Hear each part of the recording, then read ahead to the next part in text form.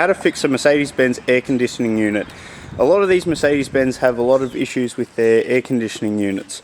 With the earlier models of the 2007 upwards, all you need to do is, well, first of all, clean out your air filters is the #1 priority. If you're not getting enough power through the air conditioning unit, that's the #1 thing.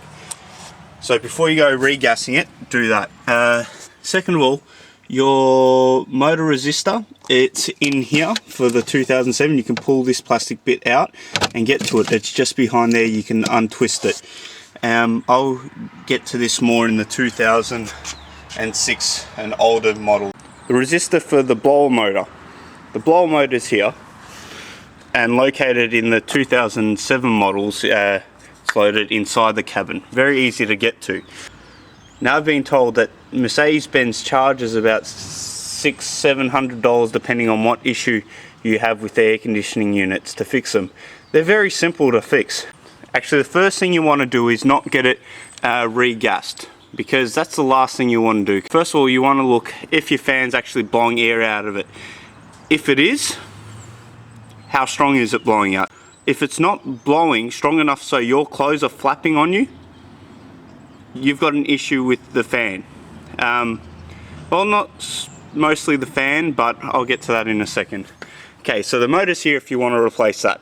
Easy as. So if your motor's not working at all and you've checked your fuses, you replace that, unscrew it, pop it back in.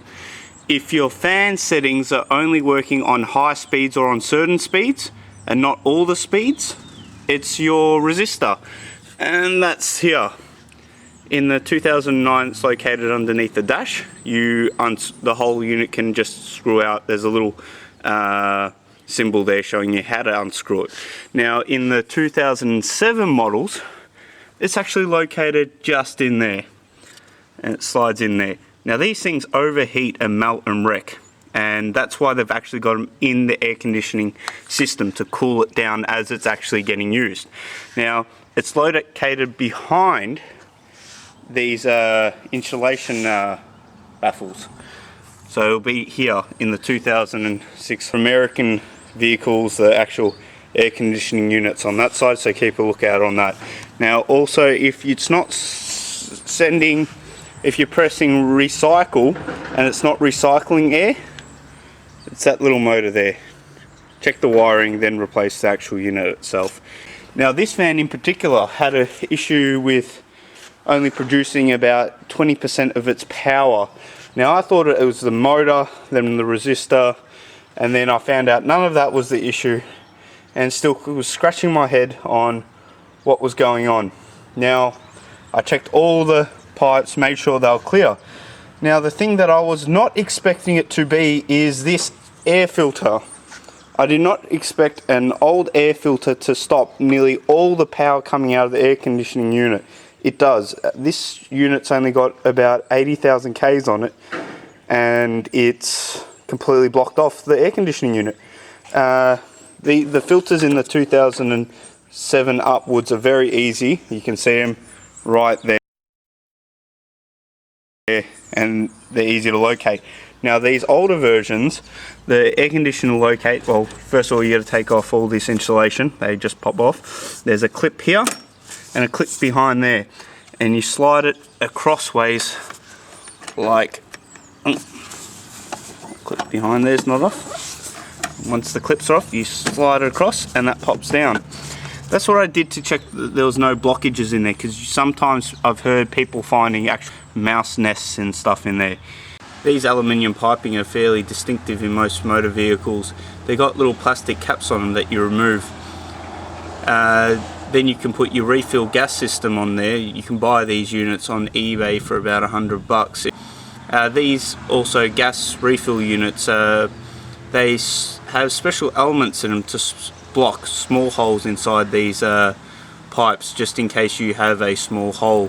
For those people that have a recycling problem on their Mercedes van, or their Mercedes nonetheless, and you're going to keep pressing that button every time to flick the recycle on, or it cuts off halfway through drive, there's a very simple way how to fix this.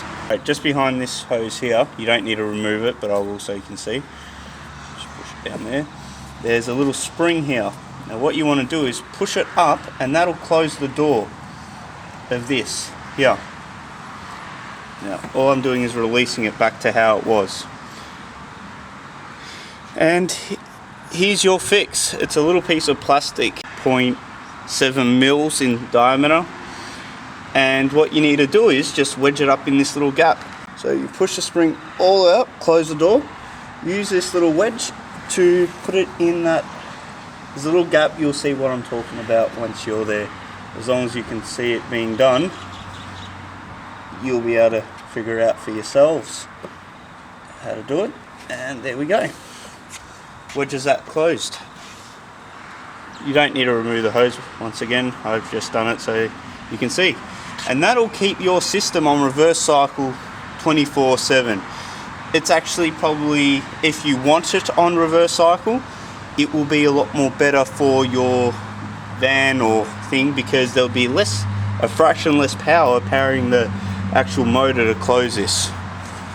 Okay, and why do people want to do this? Another reason is because these vans have got an issue with their air filters. And here is the air filter. What they do is they get blocked up real quick, and they're not really big filters nonetheless. So what people do is they remove the filter, and then they switch this to reverse cycle 24/7.